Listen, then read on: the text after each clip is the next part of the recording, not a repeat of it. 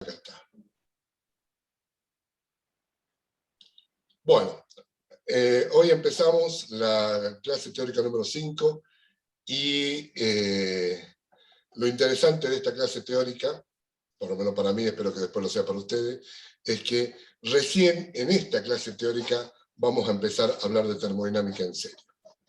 Porque en realidad lo que estuvimos viendo hasta ahora no deja de desligarse, o no deja de ser todavía capítulos de la física, porque en realidad lo que estuvimos viendo fueron balances de energía, básicamente.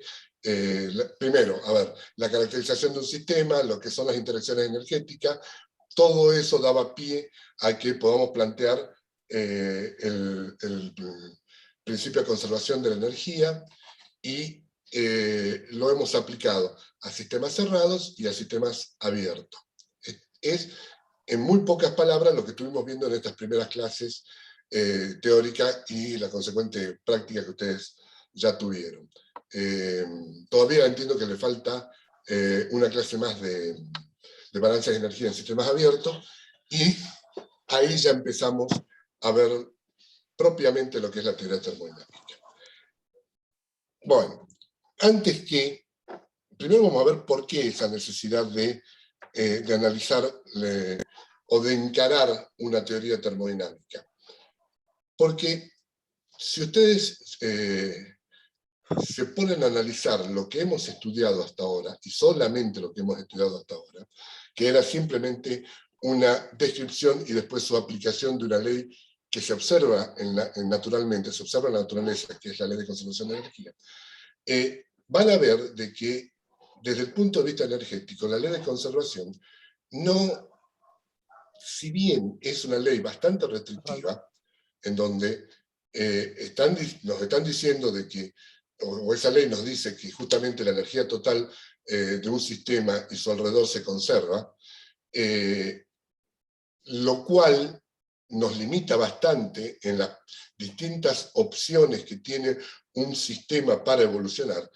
Evidentemente, a lo largo de la historia se fue viendo, se fue observando de que la ley de conservación de energía no daba todas las respuestas acerca de cómo evolucionaba un sistema termodinámico, un sistema energético. Yo les voy a poner un claro ejemplo que espero que en la pantalla se vea bien. A ver, encontré esto. Que es un tierno osito panda, que se lo faría a mi hija, que se fue a Córdoba, con lo cual pude meterme y sacárselo, porque si no, no me lo quería dar. ¿Qué quiero mostrar con esto? Fíjense de que esto en realidad es un cuerpo termodinámico. ¿Lo ven? Fíjense que si yo, digamos, lo que quiero es mostrarle un hecho totalmente natural, ¿sí? Y buscar de explicarlo con lo que nosotros hasta ahora estudiamos. Yo a este cuerpo termodinámico lo tengo a una determinada altura, ¿está? Y tiene una determinada restricción, que es mi mano. O sea, yo estoy restringiendo la evolución de este sistema termodinámico porque lo estoy sosteniendo con mi mano, que vendría a ser el vínculo que voy a liberar para provocar un evento, para provocar un proceso. ¿Sí? Si yo a esto abro la mano, el cuerpo termodinámico, o sea, mi tierno osito panda, cae. ¿Está? Obviamente, durante esa caída, lo que fue haciendo este sistema termodinámico fue cumplir estrictamente con la ley de conservación de energía, como ya lo hemos visto. O sea, a medida de que el cuerpo iba cayendo, iba cambiando la energía que tenía almacenada como energía potencial y la iba transformando en energía cinética. Ahora yo les voy a hacer una pregunta que les puede parecer muy obvia y hasta incluso les puede causar risa. ¿Yo qué hago para provocar el proceso? De vuelta, lo que hago es, libero el vínculo, el sistema cae y va cumpliendo con la ley de conservación de energía. Ahora les pregunto, a la luz de lo que nosotros hemos estudiado, ¿qué impide que si yo cierro mi mano de vuelta, o sea, vuelvo a intentar instaurar el vínculo, ¿Por qué el cuerpo termodinámico no vuelve solo a mi mano? Si ustedes se ponen a pensar, solamente con lo que hemos estudiado hasta ahora, no hay nada que impida de que el cuerpo solo vuelva a mi mano si yo la cierro. Sin embargo, eso no pasa. ¿Sí? Sin embargo, eso no ocurre. O sea, si yo quiero suponer, estoy cumpliendo con la ley de conservación, libero el vínculo, el cuerpo cae, ¿sí? Yo vuelvo a cerrar mi mano y el cuerpo no vuelve al mismo lugar del cual partió. Eso está, el hecho de que el cuerpo termodinámico, o sea, mi osito panda, vuelva solo a mi mano y no lo hace, ¿es porque la ley de conservación de energía se lo impide? ¿Estamos violando o estaríamos violando la ley de conservación si es que por alguna razón logramos de que este cuerpo vuelva a mi mano con el solo hecho de cerrar los dedos? Esto puede parecer muy obvio, ustedes me pueden decir, no, no vuelvo por un montón de temas, está la ley de la gravedad, a ver, olvidémonos de toda la física newtoniana y la mecánica que hemos estudiado hasta ahora, simplemente lo analicemos desde el punto de vista energético, desde el punto de vista termodinámico, y no hay razón con lo que hemos estudiado hasta ahora que diga el cuerpo no puede volver a la mano. Debería poder volver, debería hacerlo, porque si yo cierro los dedos, debería el cuerpo ir volviendo a tomar energía potencial, perdiendo energía cinética, si se quiere, ¿sí? Y sin embargo, eso no ocurre.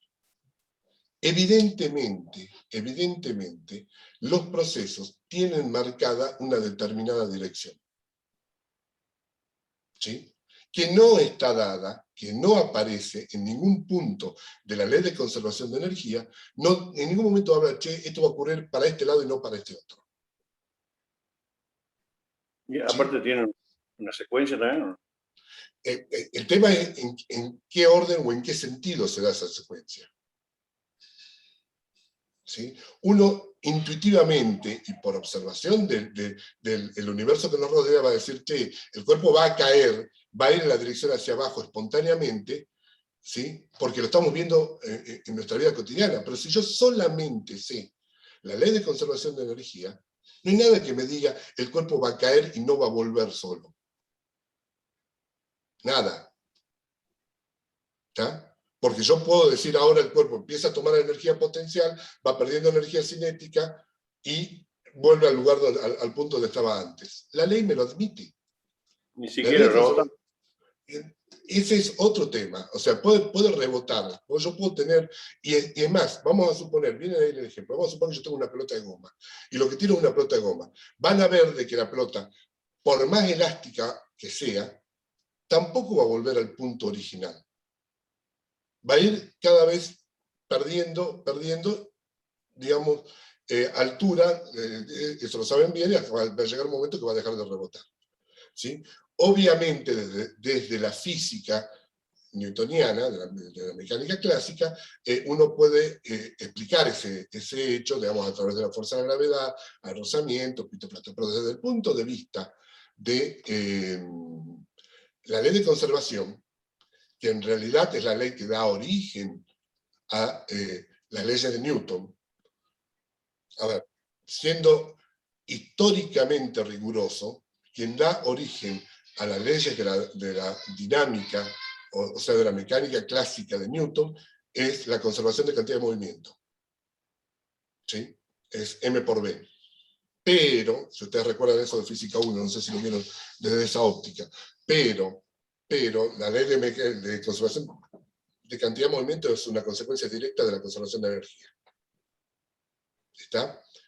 Entonces, si uno se pone a ver eso, dice, no hay ningún motivo, desde el punto de vista de la ley de conservación de la energía, de que me dice que no puede volver a tu mano el cuerpo cuando vos cerraste los dedos.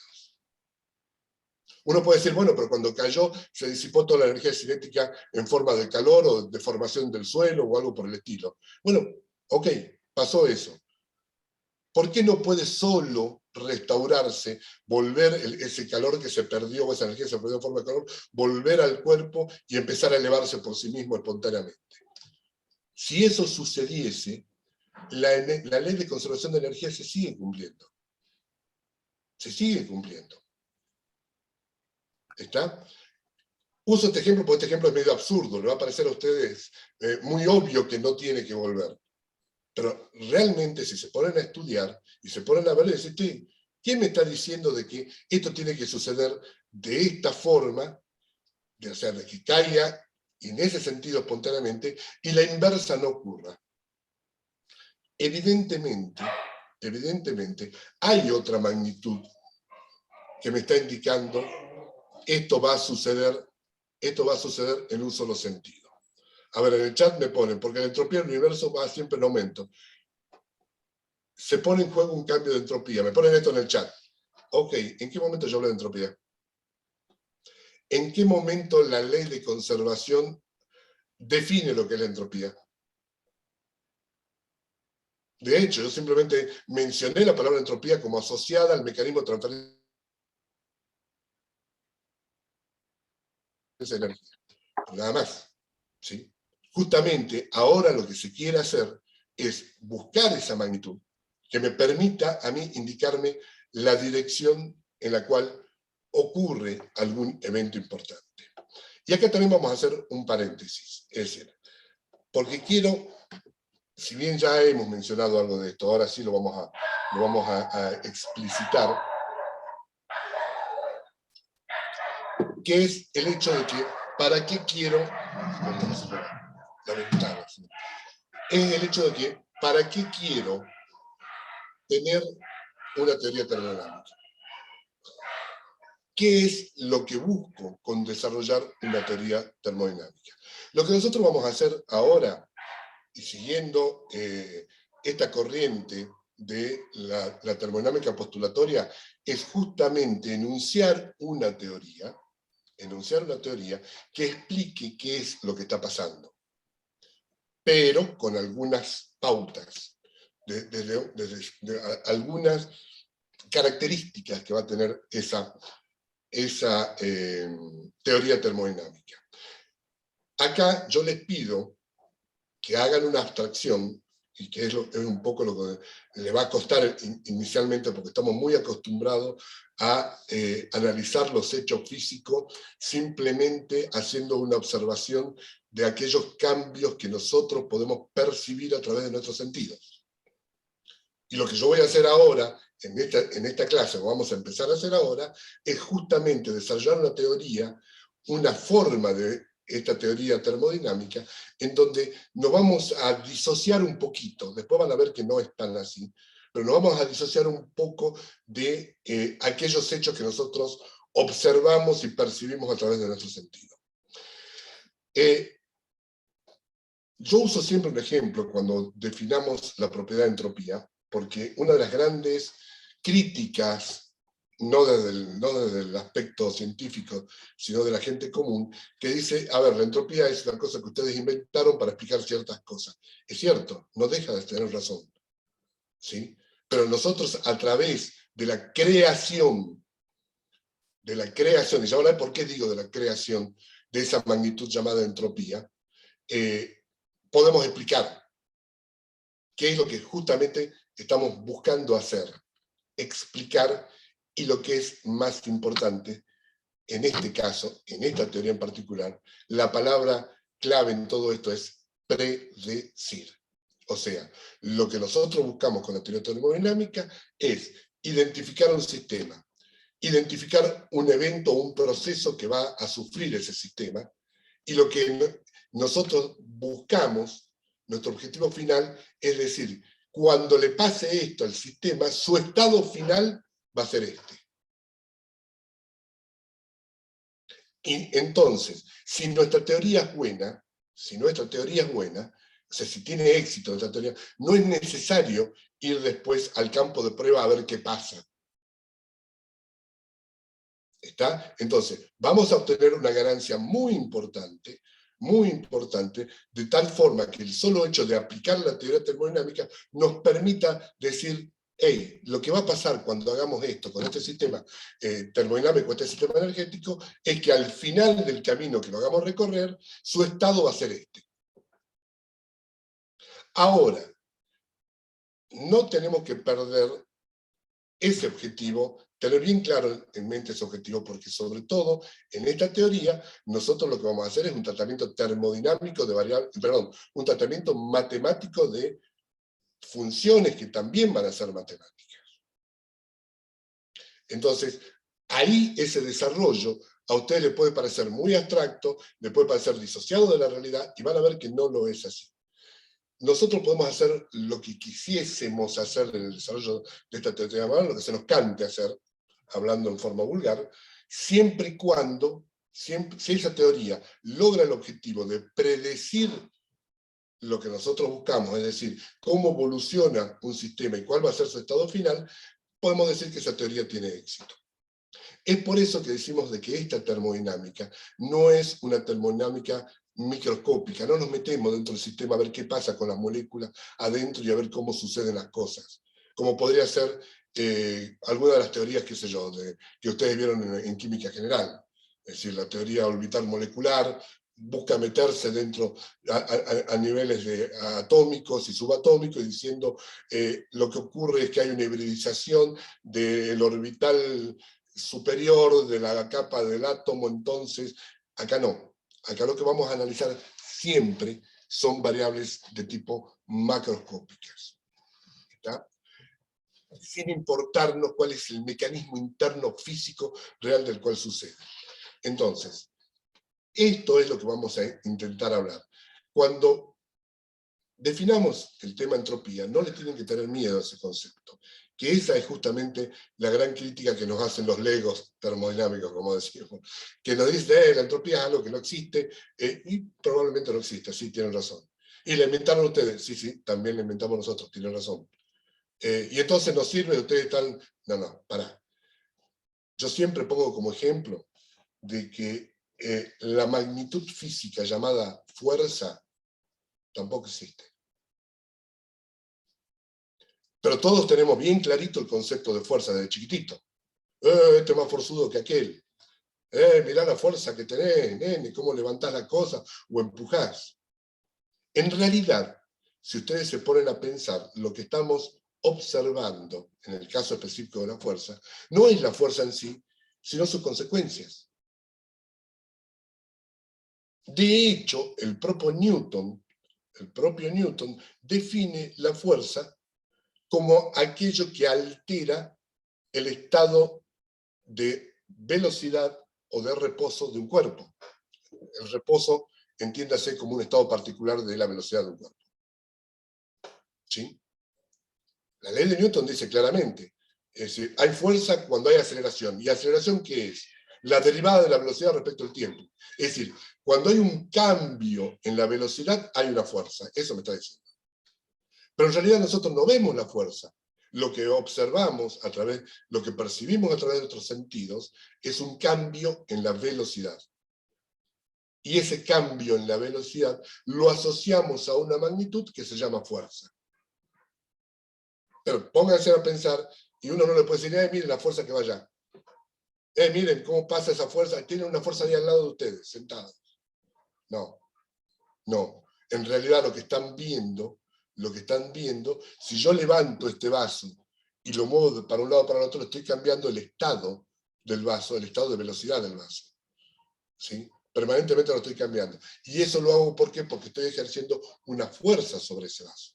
Eso es lo que me dice la física clásica newtoniana. ¿Está?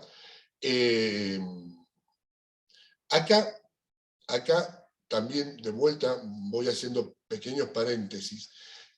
Van a ver de que ese concepto, o el concepto de fuerza de gravedad de Newton, después, con el avance y la profundización y la aparición de nuevas teorías en la propia física, fue cambiando ese concepto.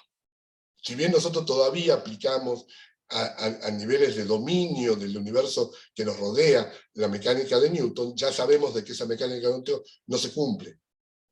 ¿Sí? Y apareció a principios de los años del siglo XX, perdón, en la primera década apareció Albert Einstein y dijo, ojo, la fuerza de gravedad no es lo que nosotros creemos que es. ¿Sí?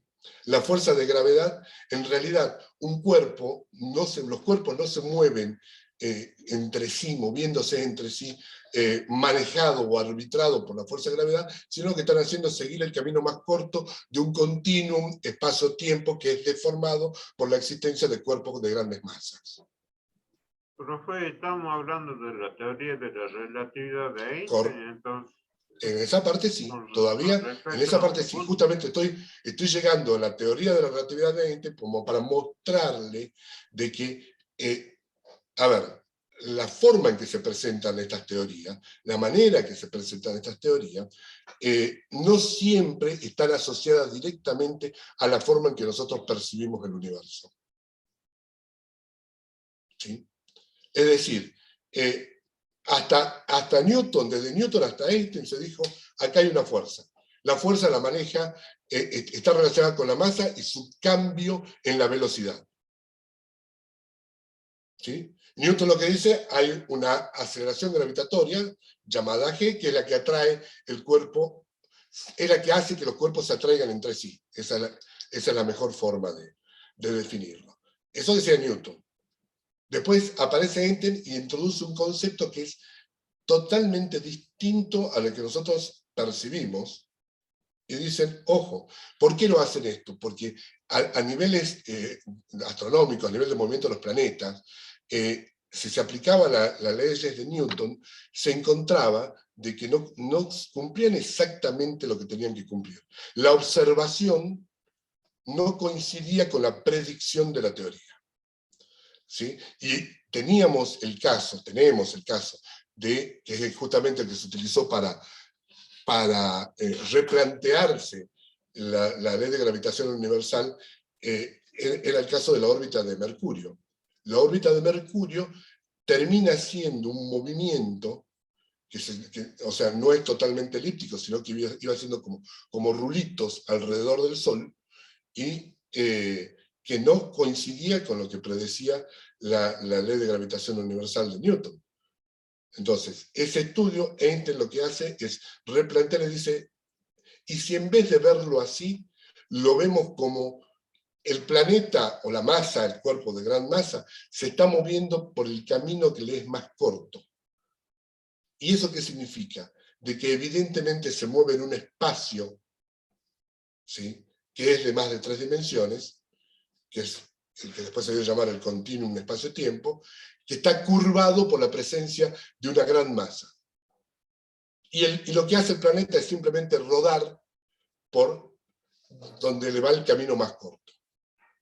¿Sí? Por supuesto de que fue una teoría muy, muy cuestionada en su momento por el hecho de que iba contra todo el sentido común que uno pudiese tener en ese momento. Ahora ya nos parece mucho más lógica, hasta por ahí nomás.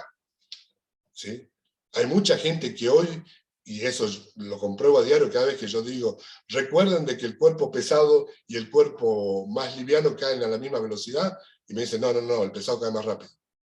No, caen a la misma velocidad.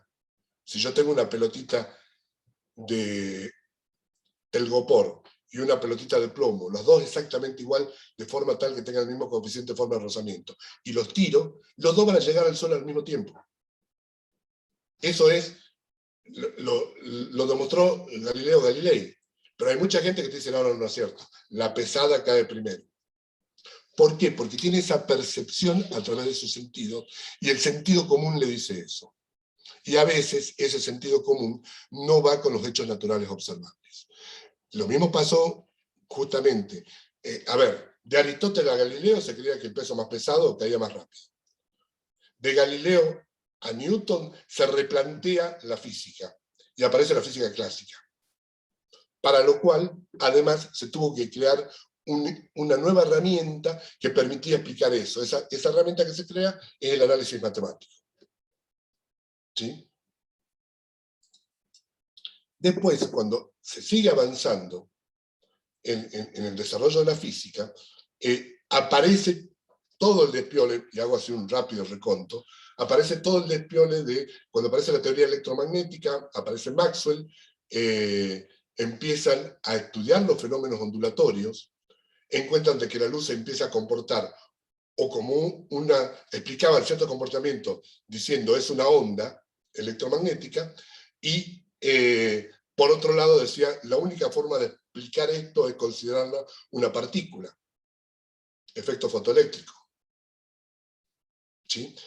Entonces, ¿qué es lo que voy diciendo? La física fue evolucionando, fue explicando una serie de cuestiones que se iban observando.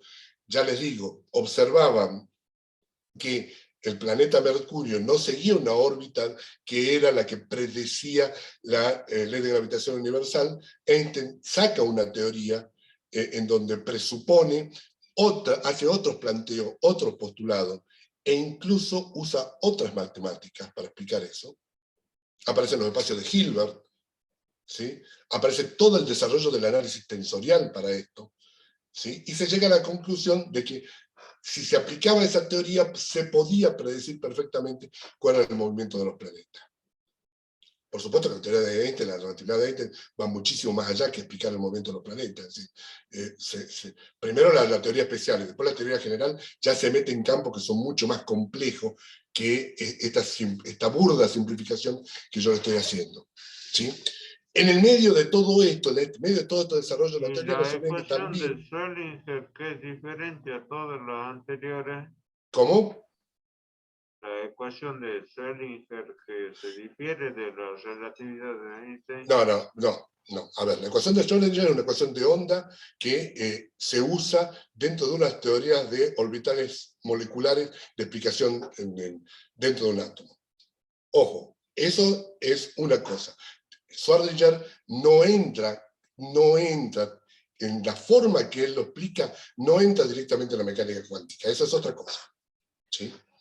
Porque ahí vamos al otro efecto, o a la otra teoría en paralelo, en donde el propio Einstein también interviene, que es la mecánica cuántica.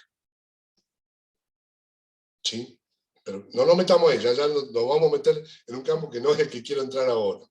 Lo que simplemente quiero decirle, a ver, las apariciones de estas teorías tienen que abrir un poco la cabeza como para aceptar de que una teoría termodinámica, cualquier teoría física, en realidad lo que busca es explicar, no sé si llamarle siempre explicar hechos, sino que lo más importante es predecir hechos. Si una teoría predice y predice bien, es buena. Eso es lo que le quiero decir. ¿Está? Y pongo como ejemplo la teoría de la relatividad, porque fue una teoría que fue muy criticada, muy cuestionada, muy resistida, esa es la palabra, por la comunidad científica de aquel momento, al punto de que al propio Einstein le dan el premio Nobel por el efecto fotoeléctrico. No se lo dan por la teoría de la relatividad. ¿Sí? Y resistía porque tenían que volver a estudiar todo. Le pasaban el tablero. Y había que entenderla. ¿Por qué hago toda esta introducción? Porque lo que vamos a ver ahora en los postulados de la teoría termodinámica nos va a pasar eso. ¿Sí? Pero antes de meternos en eso específicamente, yo vuelvo a reiterar de que lo que no tenemos que perder de vista es que yo tengo un sistema que va a intercambiar energía con otro sistema o con su alrededor, así como ya lo estuvimos viendo hasta ahora, y que lo que yo quiero es que en el momento que lo hacemos evolucionar a ese sistema, y evolucionar significa que tengo que identificar sus variables de estado y ver cómo van cambiando a medida que va evolucionando el sistema, lo que tengo que lograr con la teoría termodinámica es poder predecir cuál va a ser el estado final. Si yo, en medio de todo eso, hago todo un artilugio, toda una tormenta de ecuaciones matemáticas, tratamientos que no necesariamente condicen con la realidad, pero me permiten llegar a una conclusión y me dice, el sistema va a estar en su estado final de esta forma, de esta forma, lo que vamos a lograr es demostrar que la teoría, como la hemos desarrollado, como la hemos planteado, tiene éxito.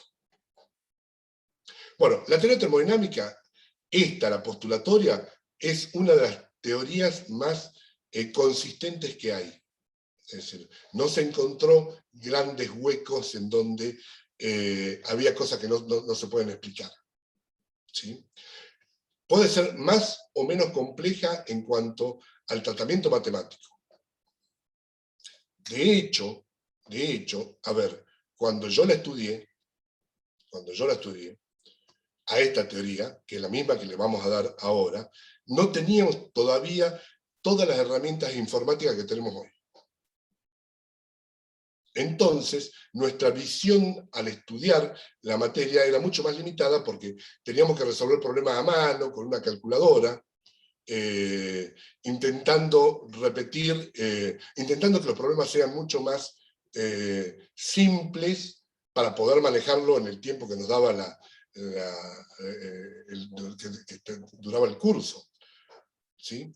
Hoy por hoy, y ya lo vamos a ir hablando y se lo voy a ir marcando a medida que vayamos viendo el curso, la aparición del instrumento informático en el que todo el mundo pueda tener acceso a una planilla de cálculo,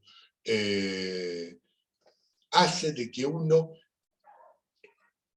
se introduzca un poco más dentro de las ecuaciones, digamos, que pueda tratar problemas más profundos sin importarle sabiendo que lo resuelve otro. El otro se llama la computadora, ¿no? Y eso hace de que podamos ir verificando de que la teoría termodinámica se sigue cumpliendo, aún entrando en detalles más complejos o en cálculo más complejo que nos termina tirando problemas que son, o analizando, mejor dicho, problemas que son más complejos y se puede corroborar que se cumple en la realidad. ¿Sí? Ahora, hay varias teorías termodinámicas. Y esto que voy a decir viene relacionado con esto que aparece en el chat, que me dice, leí que la entropía tiene que ver con evolución probabilística de un sistema. La evolución probabilística de un sistema que se refieren a Marco Mamani en el chat, es también otro enfoque termodinámico. La termodinámica estadística es otra teoría termodinámica que busca explicar también estos hechos, con un tratamiento mucho más complejo, un tratamiento estadístico mucho más complejo, porque el número de variables que tiene que manejar una termodinámica estadística tiene de por sí, o per se, como dicen, tiene que ser de variables mucho más numerosas. ¿Sí? Ustedes saben que cuanto más alto sea el número de muestreros en un análisis estadístico, más precisa es la teoría. Entonces, la termodinámica estadística analiza eso y habla de probabilidades de. ¿Sí? Para que ustedes se den una idea, el osito panda no vuelve a mi dedo para la termodinámica estadística, porque la probabilidad de que vuelva a mi dedo tiende a 0. Así lo explica. ¿Sí? O sea, la ley de conservación me dice que puede caer como puede subir por sí solo, no me lo impide. Pero hay una termodinámica estadística que te dice, la probabilidad que caiga es prácticamente cercana al 100%. Por lo tanto, la probabilidad de que suba solo es casi 0.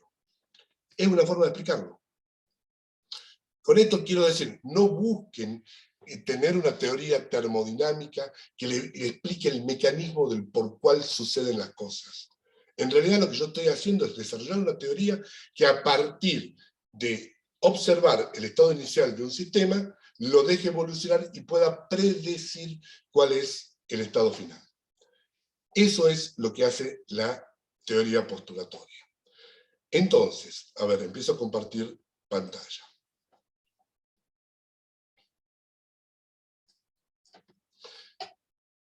Entonces, yo lo que le estoy diciendo justamente es, a ver, y hago todo esto para que después me entienda cuando empiece a hablar de los postulados. ¿Sí? Yo tengo un determinado sistema termodinámico, cualquiera, lo tengo acá. este sistema termodinámico, primero y antes que nada, yo tengo que observar el sistema termodinámico y encontrar cuáles son las variables que voy a utilizar para ver cómo evoluciona ese sistema. Esas variables son las llamadas variables de estado. ¿Sí? Es decir, yo quiero a este sistema identificar, es decir, tengo que saber que ese sistema, desde el punto de vista termodinámico, es ese y no otro. ¿Sí? Yo siempre pongo el ejemplo de que yo necesito poder identificarlos a ustedes como alumnos. ¿Sí? Pero no me sirve a ustedes identificarlo por solamente su primer nombre.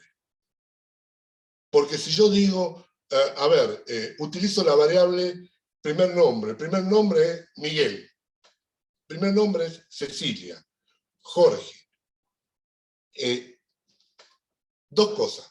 Primero, ¿es única esa variable? No lo puedo identificar porque puede haber en la clase 10 Migueles, 10 Cecilias, 5 Jorge. Entonces, no es una característica que yo pueda utilizar para identificar el estado de un sistema. La segunda cosa que tengo que ver, la variable que yo estoy eligiendo para que me defina el estado de ese sistema, ¿es la que va a cambiar a lo largo de la evolución? ¿Sí? Depende de mi sistema y cuál va a ser su interacción energética, obviamente. Pero puedo estar eligiendo una variable, como puede ser el color, y que cuando yo lo haga caer en mi sistema, por decirlo de arriba abajo, el color no cambia. Entonces no es una variable de estado que me define. No me está definiendo el estado de ese sistema.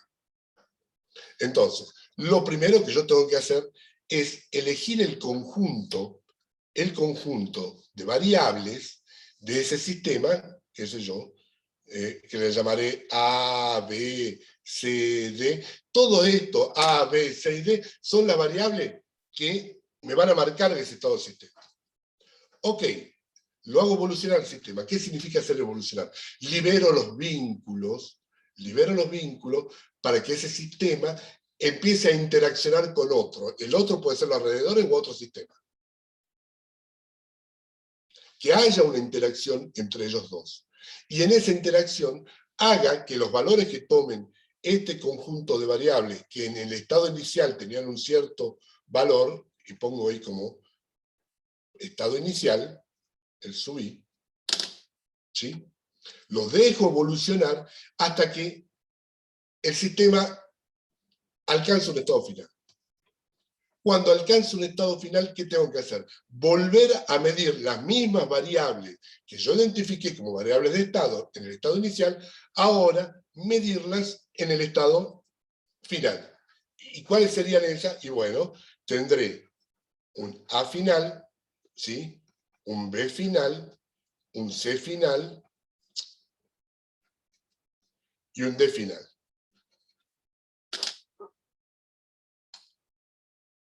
¿Está? Ahora, la gracia de desarrollar una teoría termodinámica es que yo no haga todo esto. Es que simplemente caracterice el estado inicial de ese sistema, marque cómo va a ser la evolución del sistema y sea la teoría termodinámica la que me diga si los valores, su salida, los datos que va a escupir la teoría termodinámica al final van a ser el mismo conjunto de variables. A, B, C, D, pero con los valores en su estado final. En el medio de todo eso, yo lo que voy a hacer es aplicar toda una teoría que obviamente tiene que estar relacionada, sin lugar a duda, a las variables de estado. O sea, mi teoría termodinámica tiene que involucrar a, B, C y D. Tengo que jugar con esas variables matemáticamente y decir, ok, cuando llegue al estado final, ¿sí? Cuando llegue al estado final, las variables van a ser estas. Los valores de las variables van a ser estas. Entonces, eso es lo que uno va a buscar hacer.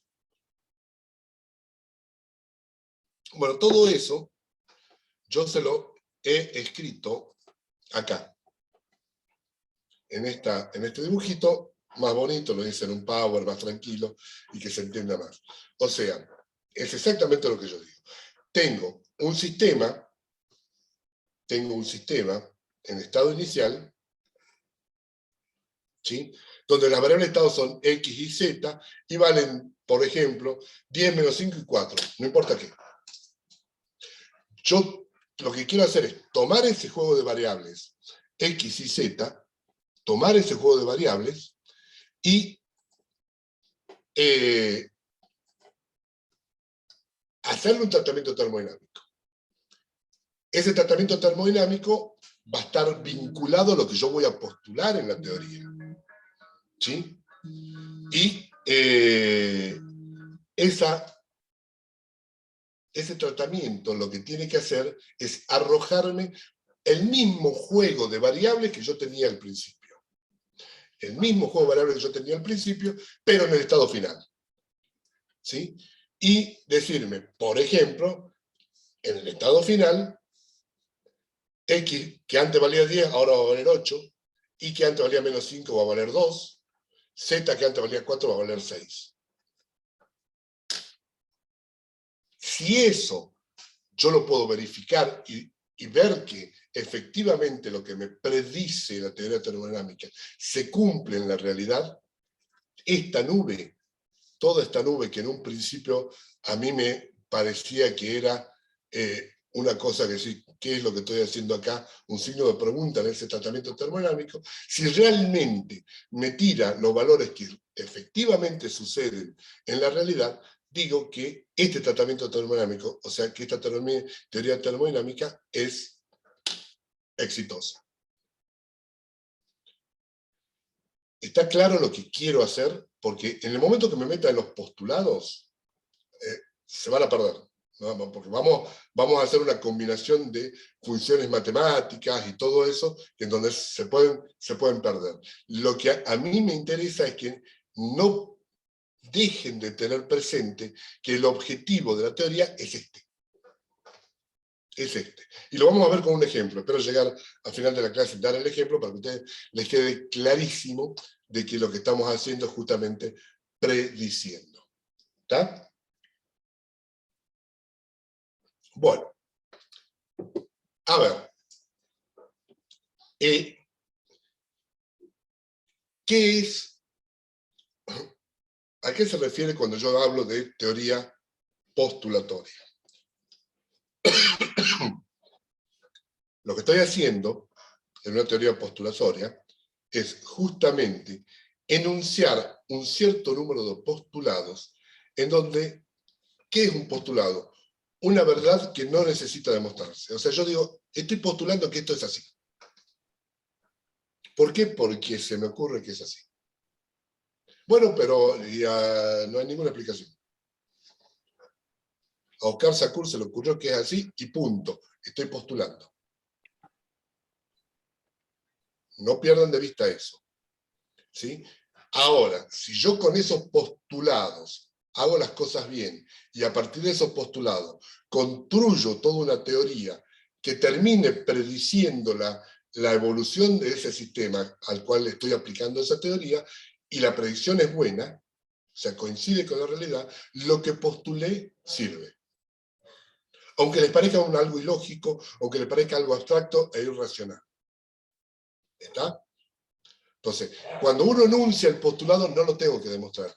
Y ni le tengo que explicar el por qué. Esto puede parecer muy caprichoso, pero hay que saber postular. No sé si me entienden. Porque si postulo mal, si mi teoría falla es porque fallé en los postulados. Suponiendo que no cometí ningún error matemático. Son herramientas, digamos. Claro. Son una herramienta de esto. Ahora, vuelvo a lo mismo. Ustedes no me pueden cuestionar lo que yo postule. Me pueden cuestionar si mis resultados no son buenos. Ese es el concepto de una teoría postulatoria. Nosotros, en la secundaria, ya estamos acostumbrados a teorías postulatorias.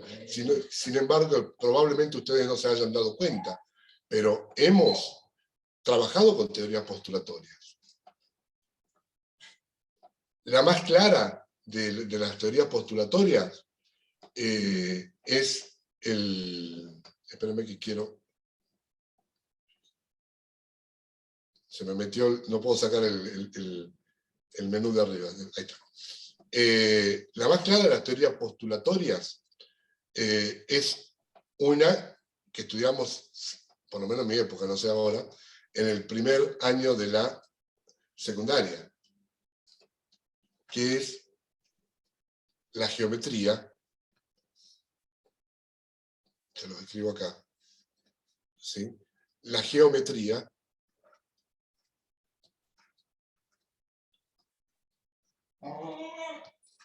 euclidiana. La geometría euclidiana es una típica teoría postulatoria, en donde lo que se hizo fue justamente enunciar una serie de postulados que nosotros lo hemos tomado como algo lógico. Por ejemplo, en la geometría euclidiana se dijo que por un punto dado, ¿sí?, pasan infinitas rectas. Eso dice la geometría de Euclides. Por un punto dado, pasan infinitas rectas. Este es el punto que se lo dimos originalmente. También dice que por dos puntos, cualquiera, yo puedo trazar una y solo una recta. Y también dice de que tres puntos no alineados me define un plano. Eso es geometría euclidiana. Y un postulado no se lo puedo cuestionar. Fíjense que si nosotros analizamos, a ver, si nosotros analizamos, espérenme un segundito.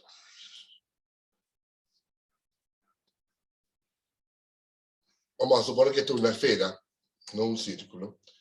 Si yo tengo tres puntos cualesquiera sobre la superficie de una esfera, estos tres puntos no necesariamente me definen un plano si tomo la geometría sobre la superficie de la esfera. ¿Por qué? Porque en realidad tengo una superficie curva que contiene los tres puntos. Entonces, evidentemente, en la superficie de una esfera la geometría euclidiana no corre, no sirve. ¿Está? Pero no nos alejemos volvamos de vuelta a lo que estamos hablando, de los postulados de Euclides, que haciendo uso de estos postulados, la geometría de Euclides termina concluyendo, por ejemplo, que los ángulos interiores de un triángulo, estos ángulos interiores de un triángulo, si yo los sumo, tiene que dar 180 grados. Esto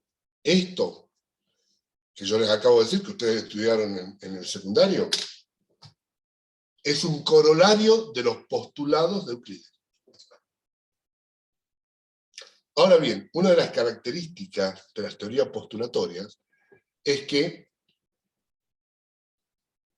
justamente, acá yo tengo un triángulo mejor hecho, digamos, yo lo que les recuerdo simplemente de esto que ustedes ya vieron, es de que si yo sumo esto, y yo tengo acá alfa, beta, esto para los que no me han entendido, y gamma, si yo sumo alfa más beta, esa beta me salió horrible, alfa más beta más gamma, esto tiene que dar 180 grados. O pi. ¿Sí? Es lo que hace Euclides.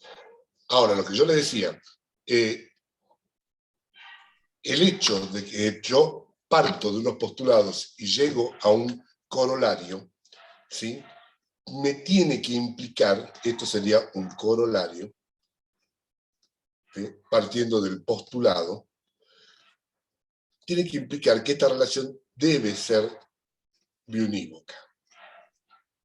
Yo parto de los postulados y llego al corolario. Yo podría partir de los corolarios y llegar a los postulados.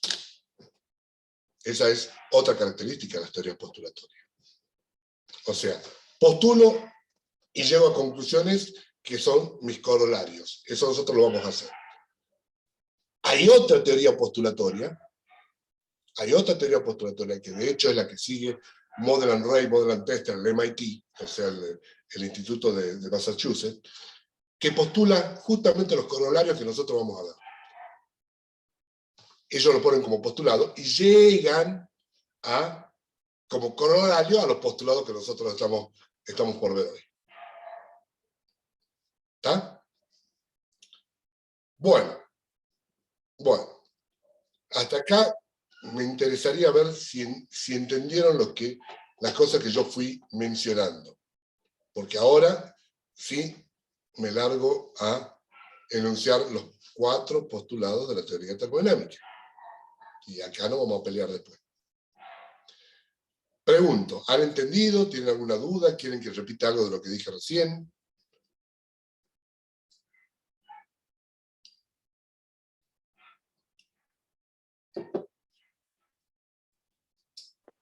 Sí, se entendió. O sea, las teorías termodinámicas marcan un camino de predicción y para eso se usan los postulados, digamos. Exactamente. En realidad, yo lo que busco es usar alguna metodología, a eso le llamo tratamiento termodinámico, que me permita ver la evolución de un sistema. Entonces, para ello, lo que hago es establecer postulados. Se podría repetir la definición de teoría postulatoria. Justamente es lo que le estoy comentando. Yo lo que necesito es establecer unos postulados, que los doy por cierto. Como son postulados, ustedes no me pueden cuestionar que lo que yo enuncie. ¿Sí? Porque postulo que es así. Y la verdad de mi postulado se va a demostrar cuando los resultados que yo prediga coincidan con la realidad. ¿Sí? Eso es justamente lo que vamos a hacer. El hecho de una de las características de la teoría postulatoria es que el análisis y trabajar a partir de esos pilares de la teoría postulatoria, que son justamente los postulados, me va a llevar a arribar a ciertas conclusiones, que se van a llamar corolarios. Una de las características de la teoría esta es que yo tendría que poder partir de los corolarios a los cuales arribe y seguir el camino inverso. Y obtendría los postulados originales. ¿Está? Bien. Ahora sí, vamos a definir una de las características a lo largo de todo este curso es que nosotros vamos a utilizar unos determinados sistemas termodinámicos particulares, que lo vamos a llamar sistemas simples, solamente a los efectos didácticos. Es decir, yo voy a enunciar la teoría termodinámica sobre estos sistemas simples, pero su generalización es inmediata. ¿Está? Simplemente a los efectos que lo entiendan, nos vamos a referir a estos sistemas simples que ahora lo voy a definir. ¿sí? Vuelvo a mi pizarrita.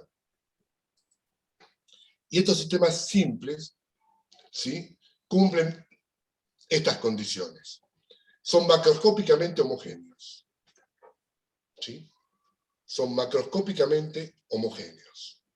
Eso significa que, mirándolo desde afuera, los sistemas simples no tienen adentro concentración de alguna de las variables que después yo voy a utilizar como variables de estado. Son isotrópicos. Eso significa que tienen las mismas propiedades en cualquiera de su dirección. No llevan carga eléctrica. Son químicamente inertes. No aparecen fenómenos de superficie y no están sometidos a la acción de ningún campo. Esos sistemas los vamos a llamar sistemas simples. En lo cual, en esos sistemas, simplemente vamos a tener como variable de estados, por ejemplo, el volumen. El volumen va a ser una variable de estado de un sistema simple.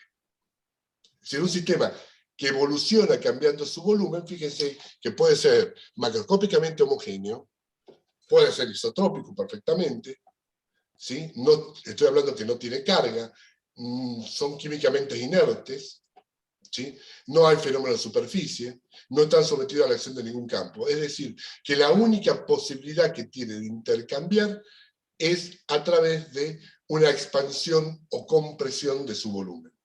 Ese es un sistema que le vamos a llamar simple. ¿Por qué digo esto? Porque de todas las... En realidad lo que estamos haciendo es, de todas esas posibles variables que hemos dado en llamar anteriormente X sub J, que eran justamente las que formaban parte de las transferencias F sub J o X sub K. A ver, voy a poner F sub K para que no lo... para seguir siendo consecuente con lo que se vio anteriormente.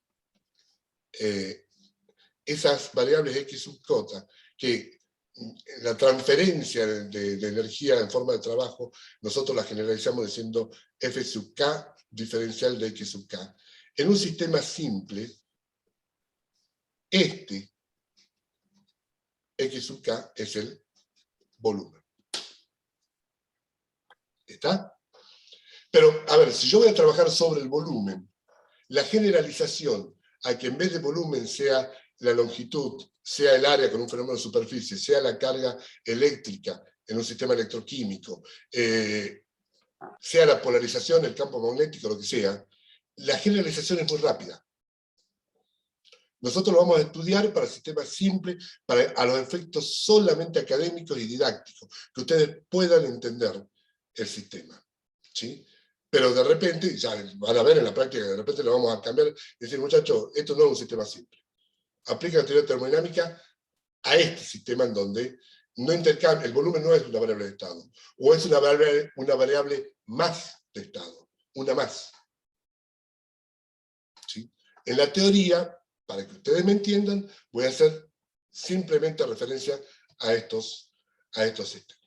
Bueno, hecha esta salvedad, ahora sí, chachán, chachán, empezamos a hablar de termodinámica, cosa que hasta ahora no hicimos. Vamos a dar los 4 postulados. A mí me gusta generar un clima tipo épico, tipo Moisés y los 10 mandamientos, ¿no? Acá con los 4 postulados termodinámicos. A ver, van a ver que esto tiene cierta secuencia lógica, ¿sí? Si bien yo no tengo que demostrarle lo que voy a hacer ahora, porque justamente por la propia definición de postulado no tengo que hacerlo, van a ver que lo que voy a hacer al enunciar los 4 postulados es seguir cierta secuencia que le van a ver que no son tan ilógicas. Les puede parecer abstracta, eso sí, pero no necesariamente ilógica. Veamos el primer postulado. El primer postulado dice: existen estados particulares, que se llaman estados de equilibrio, de los sistemas simples, que desde un punto de vista macroscópico están caracterizados completamente por la energía interna, el volumen y los números de moles de los componentes químicos. ¿Está? Entonces, ¿qué es lo que estoy diciendo acá? Primero, es una forma de resumir lo que venimos hablando hasta ahora. Yo tengo que identificar el estado de un sistema. Para identificar el estado de un sistema tiene que estar en equilibrio. Y una forma rápida, ahora sí, de hablar de estado de equilibrio, es, sí, con las variables de estado que yo elegí para este sistema, si esas variables no cambian durante un cierto tiempo, en donde yo lo dejo al sistema solo, no interacciono con él, ni yo ni nadie con ese sistema, ¿sí? Esas variables no cambian. Si esas variables no cambian, puedo decir de que ese sistema está en estado de equilibrio. ¿Está? Bueno, entonces postulo que existe ese estado de equilibrio. Y acá la palabrita clave en esta definición es esta. ¿No?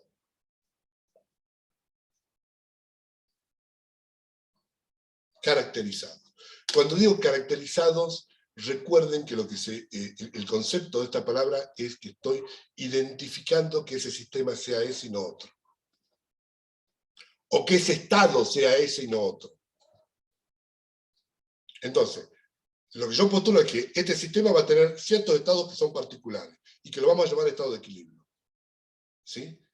¿Por qué? Porque los puedo caracterizar, en el caso de un sistema siempre, diciendo qué energía interna tiene, qué volumen tiene y cómo son sus componentes químicos, los números moles de sus componentes químicos. Postulo que existen ese estado.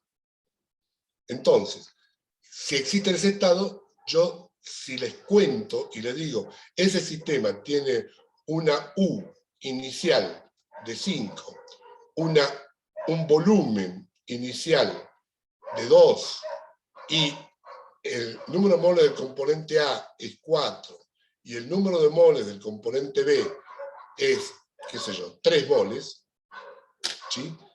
Si yo puedo caracterizarlo, que ustedes se den cuenta que es ese estado y no otro, digo que ese sistema está en un estado de equilibrio. ¿Se entiende? ¿Por qué hago esto? Porque tengo que identificar mi estado inicial. Y para identificar mi estado inicial, el estado tiene que ser de equilibrio. Esto que ahora puede ser obvio, muchas veces no se da. Es decir, si yo estoy viendo un globo que se está inflando, un globo cumpleaños que se está inflando, yo no puedo decir, a ver, la inflada dura 3 minutos. O sea, veo a alguien inflando un globo, que todo el proceso de inflar el globo dura 3 minutos. Yo de repente no puedo decir, en el minuto 1 es mi estado inicial, porque en el minuto 1:01 ya me cambió. ¿Entienden? No está en estado de equilibrio. Su volumen, el del globo, va cambiando permanentemente a la medida que lo voy inflando. Porque, muchachos, fíjense, el globo ahora tiene 3 litros de volumen. Chicas, aprovechen y midan ahora. Cuando ustedes se van a medir, ya no tienen 3 litros. Tienen 3 litros y medio. Entonces me dice, profe, ¿de qué estado me habla? ¿De qué estado inicial me habla si usted dice 3 y en realidad medimos 3 y medio? ¿Cuál es el error? No está en estado de equilibrio. ¿Se entiende? Entonces, yo tengo que identificar el estado de equilibrio para dar el punto de partida en la observación de mi sistema. Ahora, fíjense que este postulado es fundamental porque en todos los casos yo voy a estar obligado a hablar de estados de equilibrio. En esta termodinámica no existe el estado de no equilibrio. Por supuesto que puedo hacer abstracciones, puedo hacer un montón de suposiciones. Puedo decir, mi sistema va cambiando a través de sucesivos estados de equilibrio, que es de hecho lo que voy a hacer. En realidad, esta materia no se debería llamar termodinámica, o esta teoría se debería llamar termostática, porque yo voy a estudiar solamente los estados de equilibrio. ¿Sí? Pero uno puede ser tan abstracto como para decir este estado de equilibrio es ahora, acaba de saltar a otro estado de equilibrio, y va a seguir a otro estado de equilibrio, y siempre voy alcanzando permanentemente el estado de equilibrio. Un proceso, para nosotros, va a ser una sucesión de estados de equilibrio. ¿Está? Ahora me interesa saber si ustedes tienen una duda con esto, porque a partir de ahora no es el segundo postulado, que es un poco más complejo. Pero entre dos estados de equilibrio, profe. ¿Cómo? Entre dos estados de equilibrio hay un proceso. En ese proceso no hay un estado de equilibrio intermedio. Para mí no. Porque puedo está relacionado con el concepto de límite. Puedo hacer que el tiempo entre un estado y otro tienda a cero. O sea, en el globo. El globo. El globo inicia y cuando para el globo lo hago atravesar a través de sucesivos estados de equilibrio. 3 litros, 3,1, 3,2, 3,3, 3,4. Y tan chico como mi observación lo requiera. Es una abstracción. Obviamente es una abstracción. ¿Está? Eso le tiene que quedar claro. Entonces, yo puedo jugar con eso y asegurarme de que siempre el sistema esté, cada vez que yo lo mire, esté en un estado de equilibrio. Es como una velocidad instantánea, digamos. Es como una velocidad instantánea, correcto. Y justamente el concepto de estado de equilibrio, ¿sí? Lo voy a relacionar mucho con el de velocidades instantáneas, porque la velocidad es fácil de entender. ¿Está? Pero acá hay algo, no se olviden. Tengo que postular que ese estado de equilibrio existe. Fíjense que todos son siempre términos relativos, ¿no? Es decir, hasta el tiempo es relativo. Yo dependiendo de que, si mi proceso, qué sé yo, el vidrio es un estado típico que nunca está en estado de equilibrio. El vidrio siempre fluye. Para el caso nuestro, ustedes saben que el vidrio no es un sólido, sino un líquido subenfriado. Para el caso nuestro, dependiendo de cuánto tiempo yo tenga para analizar la evolución del vidrio, me parecerá en estado de equilibrio o no. Si yo estudio el vidrio como un estado que va fluyendo, va cambiando en un periodo de un mes, y me decía, no, muchacha, en un mes el vidrio sigue siendo el mismo que yo lo miré anteriormente. Ahora, si yo miro al vidrio en un periodo de 300 años, 400 años, voy a notar cambios. De vuelta, son todas abstracciones que uno tiene que hacer para esto. Acá Jimena me pregunta en el chat, o sea que todos los estados iniciales y finales son de equilibrio. Sí, sí, sin lugar a dudas, le digo sí, el estado inicial y final tiene que ser de equilibrio. Aún con la abstracción de que yo diga virtualmente paro mi proceso aquí. Es decir, como que no me importa dónde sigue. Es más o menos cuando un auto en una carrera de auto pasa a la meta. Yo mido hasta que pase la meta, porque digo, acá termino la carrera. Si el auto se destrozó después de eso, yo no es mi problema. Si el auto clavó los frenos después de cruzar la meta, tampoco es mi problema. ¿Me entienden lo que quiero decir? Ahí es donde uno juega con las abstracciones. Ojo, que las suposiciones, en estas abstracciones, las suposiciones que uno hace, también pueden conducir a errores. Ahí es donde sí entra el sentido común del observador. Bueno, dicho esto, vámonos al más interesante de todos los postulados.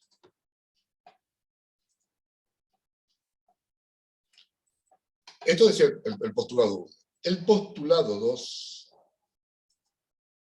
dice lo siguiente. Existe una función denominada entropía, con la letra S, que es función de los parámetros extensivos de cualquier sistema compuesto definido para todos los estados de equilibrio. ¿Sí? Y les voy a jugar sucio en esta.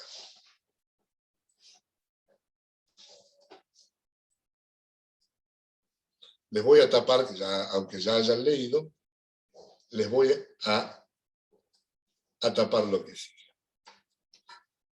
Existe una función denominada entropía de los parámetros extensivos de cualquier sistema compuesto definida para todos los estados de equilibrio. Ojo al piojo, solamente defino la función entropía como una función de los parámetros extensivos en el estado de equilibrio. ¿Está claro? O sea, yo acá lo que estoy haciendo es, creo una función matemática que la llamo entropía. Perdón. Y lo que digo que es función de los parámetros extensivos del sistema. ¿Cuáles eran los parámetros extensivos de un sistema simple que habíamos visto hace un ratito? En el caso del sistema simple, es función de la energía interna, dijimos, del volumen y del número de moles. Creo esa función matemática. ¿Qué es esa función matemática? Es una función que yo la creo porque la estoy postulando, no me la pueden cuestionar. Es una función matemática que es función de los parámetros extensivos que definen el estado de equilibrio o el estado en general de un sistema. ¿Sí? Ahora, es una función matemática. La creé yo. La creé yo. No es una propiedad, una magnitud natural. Para nosotros la entropía es una función matemática, que es función de las variables que hemos identificado como variables de estado. ¿Sí? Es más o menos como que yo les diga, tenemos que la variable de estado de un sistema es la variable X. Entonces yo le digo, bueno, perfecto, creo la función Y igual a 5x menos 2. Y a esto le llamo I, entropía. Nadie me puede objetar, estoy postulando. Bueno, acá lo que yo le estoy diciendo es, en el primer postulado identifico esto, que son lo que me caracterizan el estado de equilibrio de un sistema.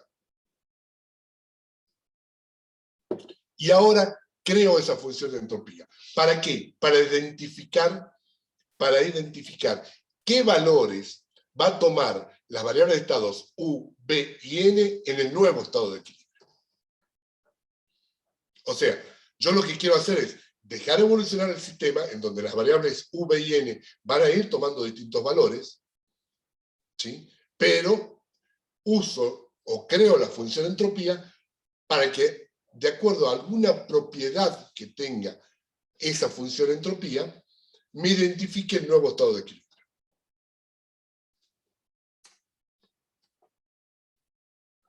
Entonces, si la entropía no es una variable de estado, por ahora no. Estoy viendo el chat. Me dice, entonces la entropía no es una variable de estado. Por ahora, por lo que estoy hablando ahora, no. Después la voy a transformar en una variable de estado. Por ahora, no. Hasta lo que acabo de hablar. Ya me van a entender. Entonces, lo que tengo que postular de esa nueva función que se llamaba entropía es qué propiedad va a tener esa función entropía en el nuevo estado de equilibrio que me pueda ayudar a identificar qué valores tienen las variables de estado. Entonces, estamos postulando, con lo cual yo puedo elegir lo que quiera. ¿Qué es lo primero que se nos ocurre? ¿Qué propiedad debería tener esa función entropía en el estado de equilibrio para identificar el estado de equilibrio, digamos?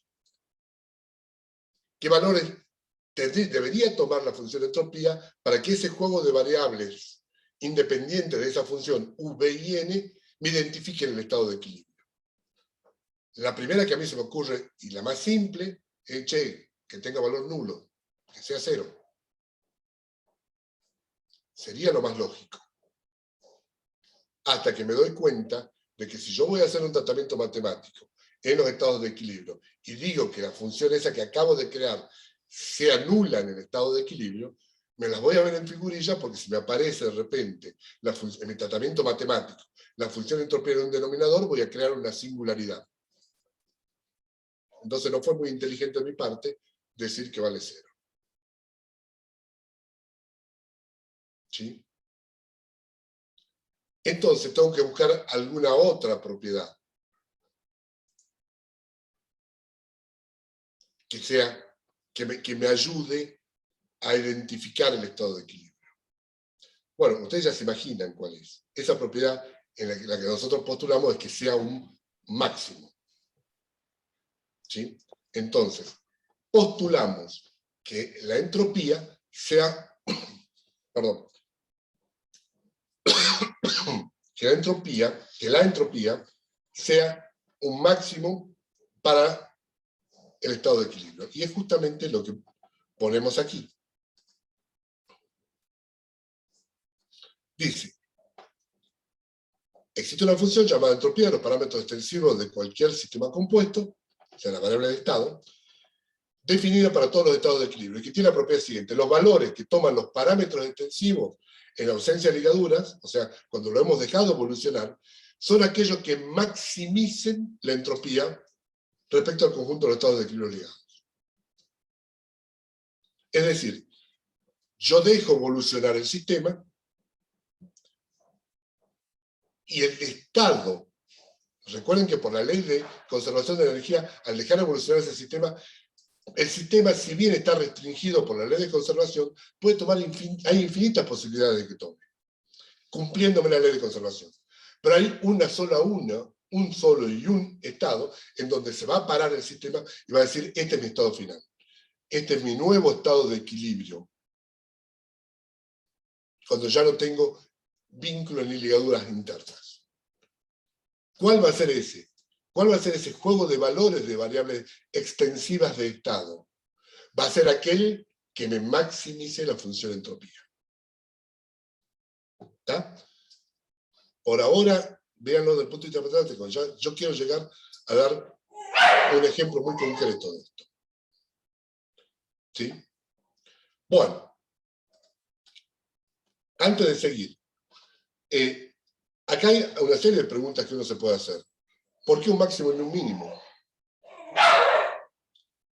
Bueno, la razón por la cual elegir un máximo para postular que la entropía sea un máximo y no sea un mínimo es estrictamente histórica. Es decir, para no desarrollar una teoría termodinámica que, si bien tiene otras características que la termodinámica clásica, va a tener muchos puntos en común. Si yo pongo que la entropía, en vez de ser un máximo, sea un mínimo, voy a poder desarrollar perfectamente la teoría termodinámica y no voy a tener inconvenientes. El problema, entre comillas, es que tengo que buscar puntos en común con la teoría termodinámica clásica que ya existe. ¿Sí? Y esa teoría termodinámica es la que me dice que la entropía va alcanzando máximos a medida que voy liberando vínculos o ligaduras internas del sistema. ¿Está? Bien. Los dejé mudo a todos, ¿no? ¿Profe? Sí. Entonces, este postulado, no sé si me quedó bien claro, pero creería que es como algo de... Vamos a tener como nuestro máximo va a ser la función que tengamos y ese nos va a determinar como el punto de equilibrio al cual vamos a llegar. Sí, pero a ver, básicamente es lo que dijiste, pero lo que tenemos que entender es, yo en realidad, no, por ahora, siempre y cuando todo lo que le voy diciendo hasta ahora, estoy siendo consecuente con solamente los conceptos que he enunciado. ¿Sí? Lo que este postulado me dice es, los valores que va a tomar las variables de estado, que van cambiando a medida que el estado evolucione, ¿sí? a medida que el sistema evolucione, perdón, los valores que va a alcanzar en el estado de equilibrio, o sea, en mi estado final, después de una determinada evolución, ese juego de valores de la variable de estado van a ser aquel que haga que esta función de entropía sea un máximo. Eso es lo que yo estoy diciendo. Después vamos a ver que el sistema, a medida que yo voy liberando ligaduras internas, por este postulado no tiene otra opción que seguir aumentando su entropía. Y vamos a terminar concluyendo de que, con lo mismo que dice el segundo principio de la termodinámica clásica, la entropía del universo va en aumento. Por ahora yo le digo, ahora simplemente le digo, los valores que va a tomar el sistema van a ser tal, o sea, yo liberé ligaduras, o sea, dejé evolucionar el sistema, ¿sí? Liberé ligaduras, dejo evolucionar, ¿y qué valores va a tomar esas variables de estado? Aquel juego de valores que hagan que esa entropía sea un máximo. Si después de eso sigo liberando ligaduras, si tengo la posibilidad de dejarlo evolucionar, el nuevo estado de equilibrio después de esa liberación va a hacer que la entropía sea un máximo. Y vamos a ver que ese máximo nuevo es más alto que el máximo anterior.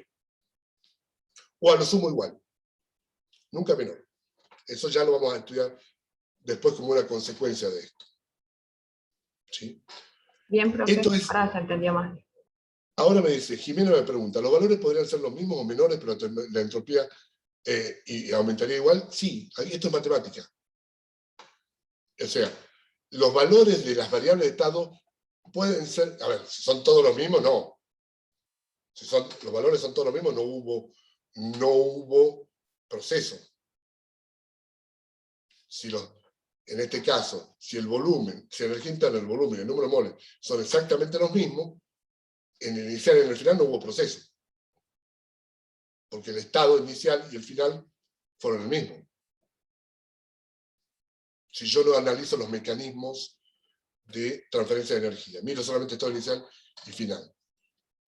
¿Está? Pero puede ser de que una variable de estado disminuya su valor, puede ser de que otra variable de estado aumente y puede ser que otra se mantenga constante. El juego de valores, la combinación de las variables de estado, tienen que hacer que la entropía sea un máximo. Eso lo estoy postulando. Ese es el concepto que tienen que entender. Bueno, me apuro un poquito porque quiero llegar al ejemplo final para redondear la idea. ¿Está? Vamos al tercer postulado. Si yo ya postulé la existencia de la función de entropía, ya dije que tiene que ser un máximo, lo que tengo que postular ahora son las propiedades matemáticas de esa función. ¿Sí? Y esas propiedades matemáticas es justamente lo que hacemos en el tercer postulado. Perdón, ese es el cuarto. El tercer postulado dice, la entropía de un sistema compuesto es aditiva respecto de los subsistemas constituyentes. Cuando hablamos de sistema compuesto es donde yo me aseguro que haya transferencia energética, ¿no? O sea, sistema compuesto puede ser sistema y su alrededor, sistema compuesto puede ser sistema y otro sistema a la par. ¿Está? Entonces, dice, la entropía de un sistema compuesto es aditiva respecto a los subsistemas constituyentes. Es decir, puedo sumar las entropías. Después, postulo. O sea, lo primero que hago, vamos escribiendo acá para que lo vaya quedando claro. Digo que la entropía, vamos a correr un poquitito el postulado para ser un poco más ordenado. Entonces, la primera cosa que digo es que la entropía es aditiva. Fíjense que el hecho de que sea aditiva ya la estoy definiendo como una propiedad extensiva. Si yo no la puedo sumar, no es extensiva. ¿Está? Segundo, digo que como estoy postulando, yo le pongo la propiedad que yo quiera, digo que tiene que ser continua. Esto es casi obvio. Porque, fíjense, y está relacionado con la siguiente, que digo además que es diferenciable, que tiene que ser una función diferenciable. ¿Por qué es casi obvio que postule esto? Diferenciable. Porque, ¿cómo identifico yo que una función es máxima? Por dos propiedades matemáticas. Un máximo es cuando su diferencial primero es igual a 0 y su diferencial segundo tiene que ser menor que 0. ¿Sí? Ahí es donde yo digo es un máximo. Si mi función, que la creé yo, no la hago continua y diferenciable, sería un tonto de aquello, por no decir otra palabra. ¿Sí? Porque miren qué lindo que tenga una función que sea un máxima, pero no la puedo hacer el tratamiento matemático porque no es continua y no se puede diferenciar. Acá me aseguro que sí. Y la tercera propiedad es una que me da el contacto de vuelta con la termodinámica clásica y lo vamos a ver en un ratito. ¿Sí? Es que dice que tiene que ser monótonamente creciente con la energía interna. Entonces lo que estoy diciendo es que la derivada parcial de la entropía, de esa función entropía, respecto de la energía interna, ¿sí? Manteniendo todas las otras variables constantes, y dele con J, X sub K, tiene que ser mayor que 0. Eso es lo que postulo. ¿Por qué? Porque así lo quiero.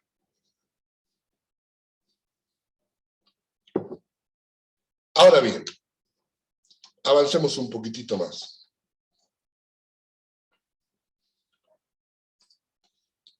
¿Qué les dije? Que yo postulé que existe una función de entropía, ¿sí? Que en el caso de los sistemas simples es una función de la energía interna, el volumen y el número de moles. ¿Sí? Ahora, fíjense, yo a esta función, que es la que creé gracias al segundo postulado, la puedo despejar la energía interna. Despejo esta variable. Y obtengo una función totalmente equivalente, que es U, vamos a escribir bien, que es U como función de la entropía, del volumen y del número de moles. A ver, si yo había dicho anteriormente, había puesto el ejemplo de que I, no me acuerdo, 5x menos 2, ¿sí? Es totalmente equivalente a que esto sea x igual a I más 2, todo dividido por 5. Estas dos ecuaciones son totalmente, esta y esta son totalmente equivalentes. ¿Sí? Entonces, de la misma forma, estas dos, esta y esta, son totalmente equivalentes. Pero si yo uso la segunda, ¿sí? Estoy diciendo de que la entropía es una variable de estado. Por eso recién me preguntaban, ¿entonces la entropía no es una variable de estado? En realidad sí lo es. En realidad sí lo es. Pero lo que tiene de genial, y ahora no lo van a entender, pero más adelante se van a dar cuenta, lo que tiene de genial esta teoría es que pone como variable primitiva de un sistema a la entropía. O a la energía interna.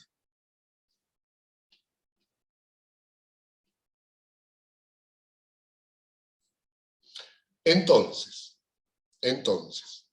fíjense, esta se llama la función, esta que está acá arriba, se llama función en la representación entrópica.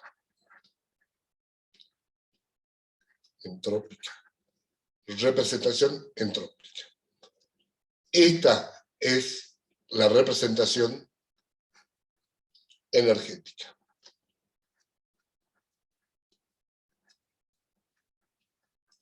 A esta función, a cualquiera de estas dos funciones, no importa si la representación entrópica o energética, ya que son lo mismo, a esta función se la llama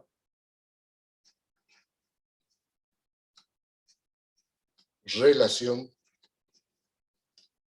fundamental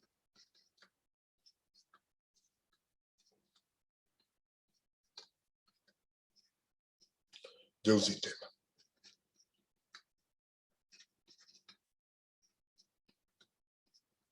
Si yo llego a tener la buena suerte de encontrar la relación fundamental de un sistema, mi problema termodinámico está resuelto. Fíjense lo importante que es esto. Todavía no saben por qué, pero desde ya le adelanto. Si yo llego a encontrar la relación fundamental de un sistema, el problema termodinámico, cualquiera que sea de ese sistema, está resuelto. Ahora lo vamos a terminar de redondear a esto. Y vamos a ver ahora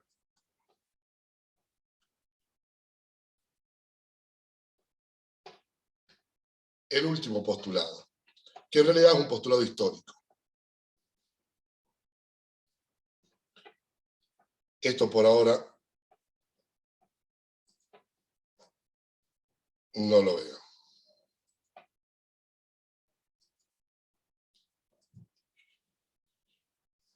Si bien ya están todos ubitas leyendo, todavía no lo dije. El cuarto postulado, también llamado postulado de Nernst, que es el postulado histórico, ¿sí? de Nernst, esto es una R, aunque ustedes no lo crean, lo que hace es darme la condición de cierre, o el punto de partida, o condición de contorno. Me dice que la entropía de cualquier sistema va a ser igual a cero cuando se cumpla que la derivada de U respecto de S, manteniendo todo lo X sub K constante, que vendría a ser el volumen número mole de 1, 2, 3, 4, NJ, se haga cero. O sea, cuando se cumple esta condición, me dice de que la entropía de ese sistema vale cero. Ya vamos a ver unidades, ¿no? Por ahora, fíjense que yo ni siquiera hablé de dimensiones y de unidades. Ya vamos a discutir de eso. Ahora lo que estoy haciendo es... Matemáticamente no hay variaciones de ningún tipo. En ese punto sí. En ese punto sí.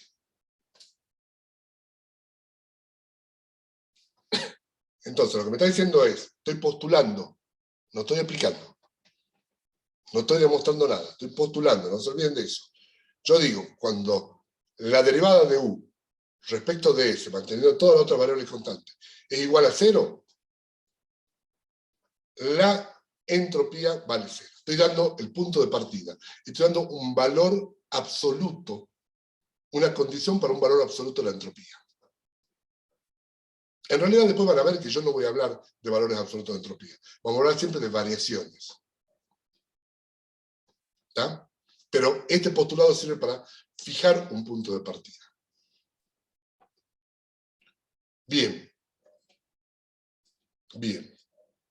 Ahora, no voy a llegar a dar mi ejemplo, pero no importa, lo doy mañana. Ahora, veamos lo siguiente. Para dejarlo ahí. Tomemos la representación energética porque es más fácil de visualizar. Tengo la relación fundamental del sistema es U, siempre el sistema simple, es una función de la entropía del volumen y el número de moles en el sub J. ¿Sí? Aplico diferencial total. El diferencial total, y esto es aplicando simplemente una propiedad de análisis matemático, ¿sí? Vayan al capítulo de análisis matemático donde dice diferencial total de un sistema multivariable. o de una función multivariable, uno dice que el diferencial de U tiene que ser igual a la derivada parcial de U respecto de S, manteniendo B y NJ constante, diferencial de S, más la derivada parcial de U respecto del B, manteniendo constante S y NJ, diferencial de B, digo una cosa, escribo otra.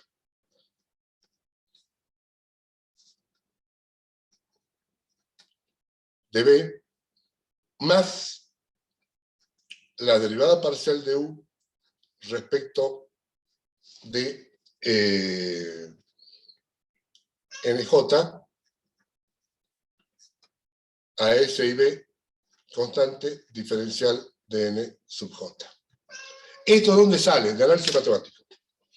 Ahora vamos a ver la explicación teórica de esto. En esa explicación teórica, en esa explicación más que teórica, la explicación física de esto, yo voy a pasar a la otra, ya vuelvo sobre esto, no lo dejé ahí. A ver, vamos a entender físicamente qué es un diferencial total. Cuando yo tengo una función multivariable, el diferencial total lo que me marca es cuál es la variación total de algo. Y su desarrollo lo que me dice, como es multivariable, me dice cuánto aporta cada componente. A ver, en mi casa se consumen galletitas. Por decirle algo. Galletita. ¿Sí? Y yo quiero saber, en dinero, cómo varió el consumo de la galletita, en dinero, o sea, cuánto gasto en galletita, de un mes a otro. Entonces, yo sé que de un mes a otro, el rubro galletita aumentó en, aumentó en pesos 1.200. ¿Qué estoy diciendo acá? Que la variación de la función galletita es la variación delta, esto no es A, esto es delta. La variación de la función galletita es igual a 1.200 pesos. ¿Está claro? Esto es integrado. Ahora, ¿por qué razón aumentó en dinero, en plata, el gasto mío en galletitas de un mes a otro? Puede suceder por dos razones. Porque hay, ¿cuáles son las variables que inciden sobre la variación del rubro galletitas de un mes a otro? Son dos. Aumentó el precio y la otra es el consumo. A esto le voy a llamar P, a esta variable le voy a llamar P, a esta variable le voy a llamar C. Entonces, yo quiero analizar qué es lo que pasó para que de repente, que yo tenía previsto gastar 5.000 pesos en galletitas y de repente gasto 6.200. ¿Qué pasó? O me morfaron más la galletita, o me aumentó el precio, o ambos. O aumentó el precio pero bajó el consumo. O, y esta es imposible en la Argentina, bajó el precio pero subió mucho el consumo. No sé. Entonces, ¿cómo hago un análisis de este tipo? Perfecto. Agarro la función galletita y digo, diferencial de G, que está relacionado con este delta de G, ¿sí? Solo que acá en forma diferencial, G es una función, acá la pongo de vuelta, G es una función, en este caso, del precio y del consumo. Entonces, el diferencial de G es la derivada parcial de G respecto de P a C constante, diferencial de P, más la variación de la galletita respecto de C, a P constante diferencial de C. Entonces, estas variables, estas derivadas parciales, me están indicando cómo varió la magnitud galletita respecto del precio. O sea, si hubo un incremento de precio, ¿cuánto aportó ese incremento de precio a estos 1.200 pesos de variación? Y lo mismo ocurre con el consumo. Si hubo un aumento o disminución del consumo, ¿cuánto aportó ese consumo a que yo de repente tenga un gasto de 1.200 pesos mayor? ¿Sí? Estos son los coeficientes que a mí me indican qué es lo que pasó. ¿Entienden eso? Porque eso es lo que después nosotros vamos a llevar a esta ecuación.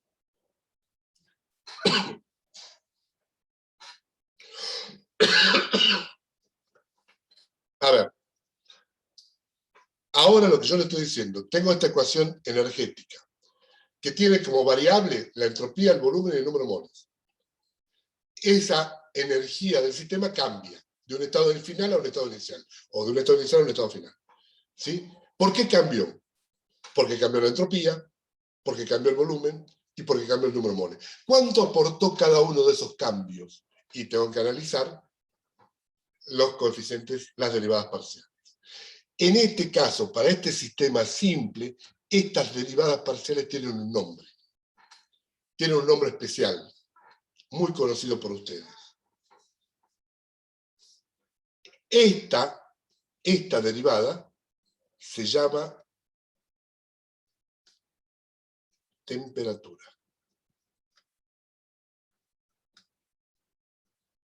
La derivada parcial de U respecto de S, manteniendo el resto de las variables constantes, es la temperatura. Es la definición de temperatura. Entonces, para nosotros, la temperatura, ¿cómo se define? Como la derivada parcial de la energía interna respecto de la entropía, manteniendo el resto de las variables constantes. Esa es, cuando cualquiera de ustedes le pregunte, che, ¿qué es la temperatura? Es la derivada parcial de la energía interna respecto a la entropía, manteniendo el resto de las variables de estado constantes. Bien.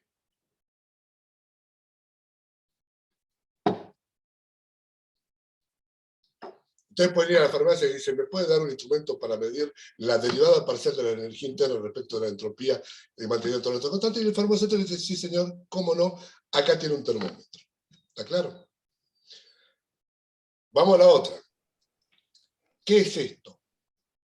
La derivada de la energía interna respecto del volumen, manteniendo el resto constante. Esto es lo que se conoce con el nombre de menos la presión. Esto es presión.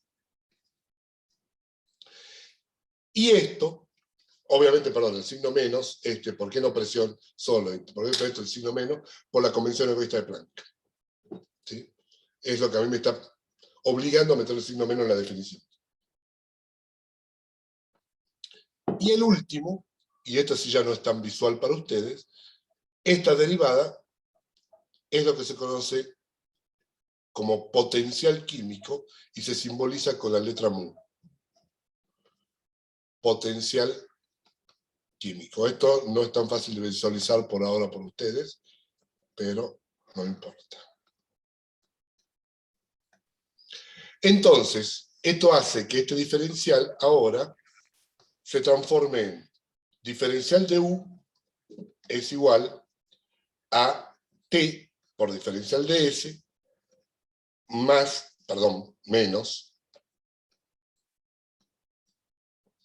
menos P diferencial de B más mu sub J diferencial de N sub J. Si ustedes se fijan, esto respecto a lo que habíamos hablado antes, esto, cambio de colorcito, esto es calor. Esto es trabajo mecánico y esto es trabajo químico. O sea que esto yo lo puedo resumir en realidad como trabajo. Bueno. ¿Está? Bueno, yo lo voy a dejar acá. Una sola cosa más lo voy a decir, después mañana lo voy a volver a repetir para que ustedes, para retomar el hilo. Es recordarles a ustedes que esto que está acá arriba es relación fundamental.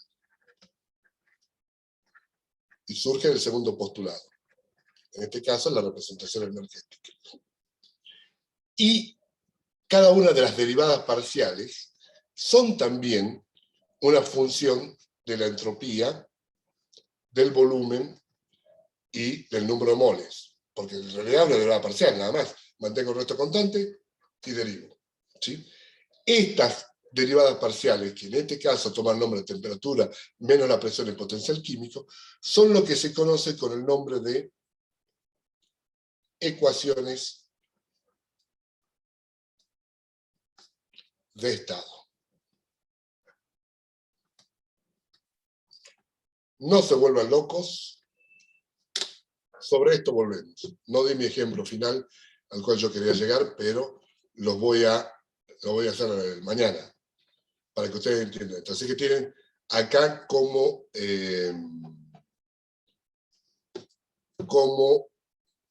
tienen, digamos, un panorama de que quiero que ahora mastiquen estos conceptos que les acabo de dar. Soy consciente que les di un montón de conceptos juntos, ¿sí? Pero lo vamos a ir desagregando y lo vamos a ver. Mañana yo voy a retomar esto de vuelta. En el chat me pregunta, ¿es lo mismo termodinámica clásica, termodinámica postulatoria? No. Son dos formas, dos teorías distintas termodinámicas. Hay una tercera, la estadística, y hay otra postulatoria. Son distintas teorías termodinámicas que buscan explicar la misma cosa. La termodinámica clásica es un rejunte cronológico de los hechos que se fueron estudiando. ¿Está? La postulatoria se olvida de la parte histórica, la parte cronológica, y dice, postulo esto. ¿Sí? La estadística hace otro tipo de análisis, distinto. Alejo pregunta, ¿y la parte del hacer del postulado que tapó? Ah, de la segunda. No, la habilité. A ver, no me acuerdo si la habilité. Ah, sí, la habilité. A ver, déjame compartir de vuelta.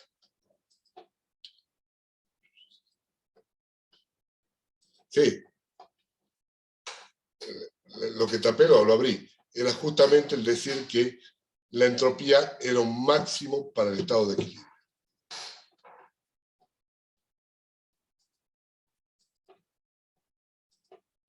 Ahí. Bueno. Mastiquen sobre esto. Voy a detener la grabación.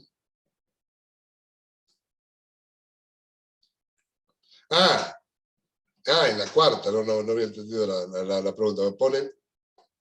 A ver, espérenme. Me pone en la cuarta que tapé. No, porque ahí le estaba diciendo ya la definición de temperatura, por eso la tapé. Fíjense, vuelvo a compartir eso.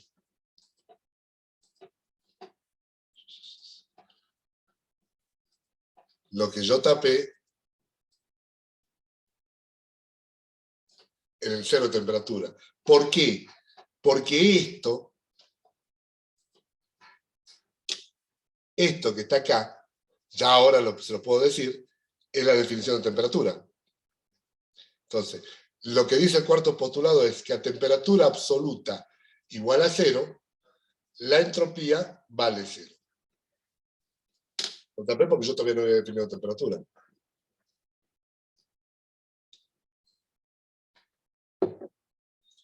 Bien. Si están perdidos, no importa, me gusta.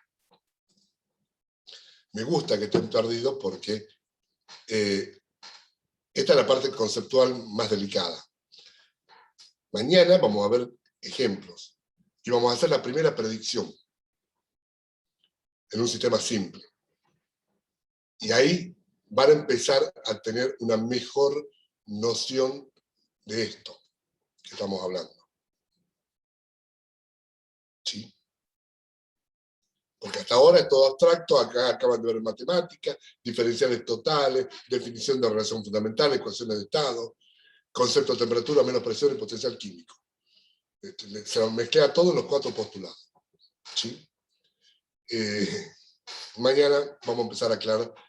Voy a retomar estos mismos conceptos y vamos a hacer ejemplos para que se entienda qué es lo que estamos haciendo. Bueno, ahora sí detengo la grabación.